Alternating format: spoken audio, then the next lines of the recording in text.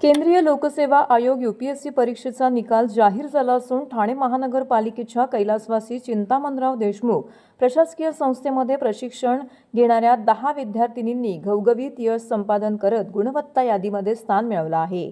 या यशस्वी विद्यार्थ्यांचं ठाणे महानगरपालिकेच्या महापौर शर्मिला पिंपोळकर आणि महापालिका आयुक्त सौरभ राव यांनी अभिनंदन करून त्यांना पुढील वाटचालीस शुभेच्छा दिल्या आहेत।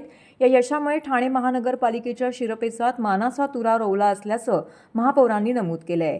केंद्रीय लोकसेवा आयोगाच्या परीक्षेमध्ये दीपाली मोहता, अंकिता पाटील, अभिषेक मगदूम, धनंजय दिघे, आविष्कार डेरले, पारस मेस्त्री, सिद्धार्थ तगड, शिवम वखारे, मनीष झेंडे, प्रणव बेंढारी यांनी घवघवीत यश प्राप्त केले। हे 10 विद्यार्थी ठाणे महानगरपालिकेच्या चिंतामणराव देशमुख प्रशासकीय संस्थेमध्ये नियमित प्रशिक्षण घेत होते।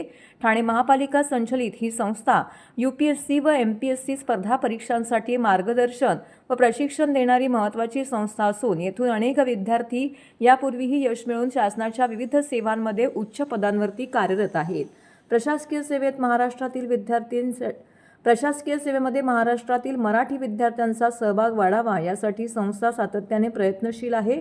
संस्थेमध्ये सुमारे 140 विद्यार्थ्यांची बॅच असून विद्यार्थ्यांना दरमहा 3000 रुपये स्टायपेंड, वसतिगृहाची सुविधा तसेच स्पर्धा परीक्षांसाठी आवश्यक सर्वांगीण मार्गदर्शन दिलं जात आहे।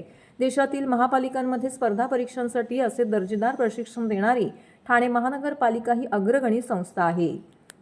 प्रशासकीय सेवेतील अधिकाऱ्यांमध्ये महाराष्ट्रातील मराठी माणसाचा टक्का हा जास्तीत जास्त वाढला पाहिजे, त्यासाठी सी.डी. देशमुख ही संस्था सर्वतोपरी प्रयत्न करत असल्याचं संस्थेचे संचालक महादेव जगताप यांनी नमूद केलं आहे।